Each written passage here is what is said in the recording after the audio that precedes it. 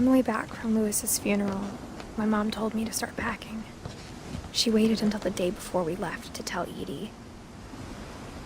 I'm not sure if she wanted to make it easier or harder.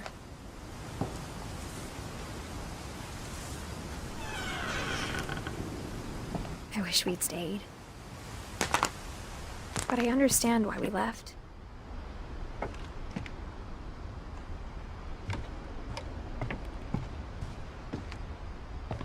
My mom ended up leaving everything behind.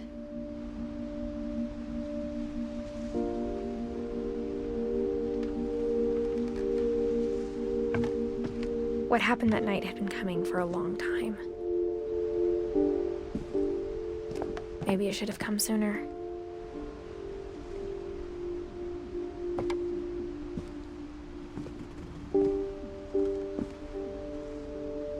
But it had to end one way or another. All that's left now is to tell you about that last night.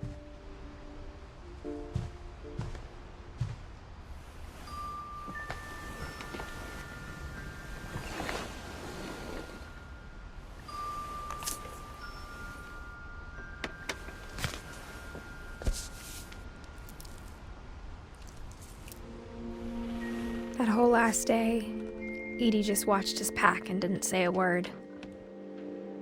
Until supper, when she raised her glass and said, "To our final night together, and all our final nights apart."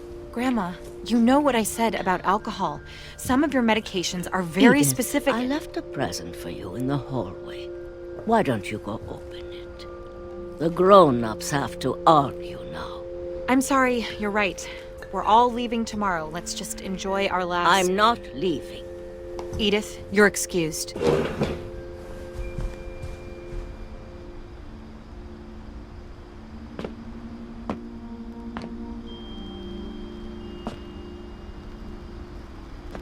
the power had been shut off that morning, but Edie always had plenty of candles. When my mom sealed the library, I don't think she knew about the other entrance. Or that Edie had a key to it.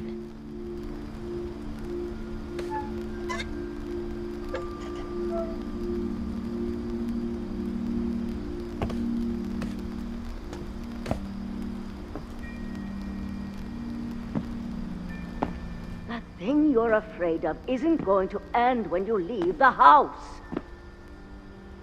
Edith has a right to know these stories. My children are dead because of your stories. I think it's best if Edith and I leave tonight.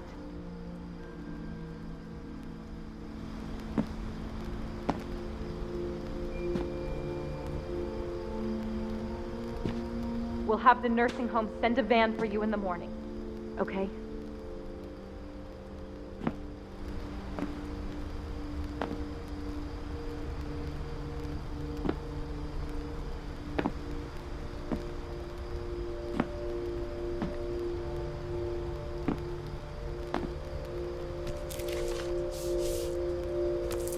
Dear Edith, there's so many stories I wish I could tell you, but there's only time for one. This is about what happened on the night you were born. That night, the tide went way, way out. It was the first and last time I ever saw the old house aground. There'd been an earthquake out in the middle of the ocean. They called it the lowest tide in 1,000 years. God, it smelled awful. You know, I've seen that house every day of my life.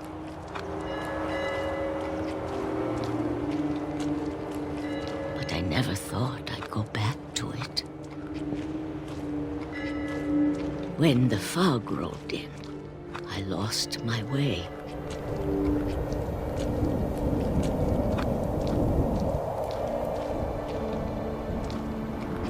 I got turned around.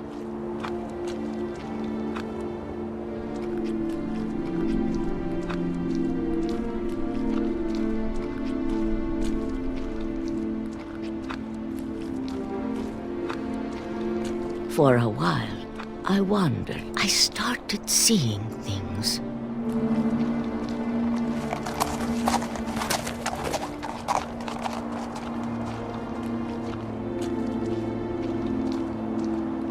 Things I'd forgotten had ever existed.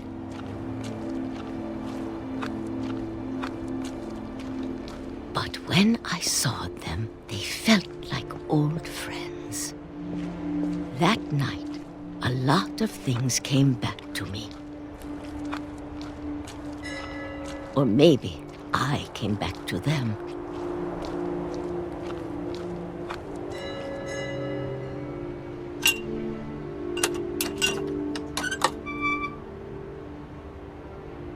Things I can't explain, but that I need you to try and... Edith, what are you doing in here?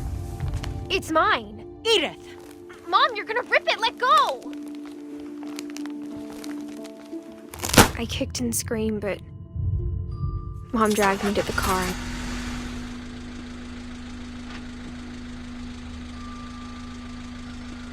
I never saw Great-Grandma Edie again. The next morning, the van came to pick her up, but she was already gone. After that, we moved around a lot.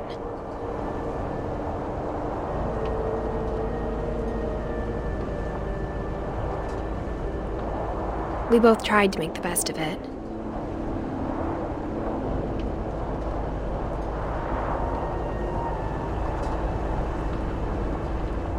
A few years went by.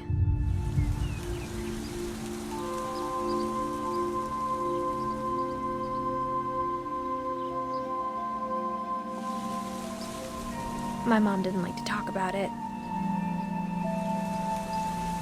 but she started getting sick a lot.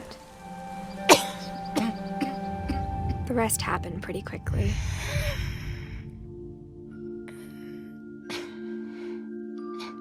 She got better for a while,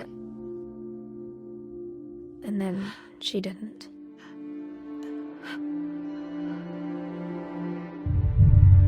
And then I was alone.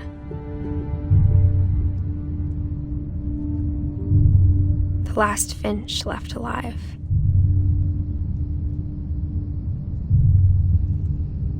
Until I found out about you. I'm still not sure what to tell you about all this.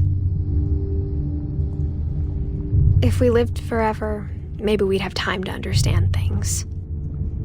But as it is, I think the best we can do is try to open our eyes.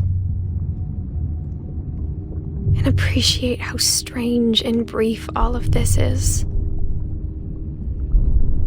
This journal was supposed to be for you. But now I hope you'll never see it. I just want to meet you and tell you all these stories myself. But I guess if you're reading this now, things didn't work out that way.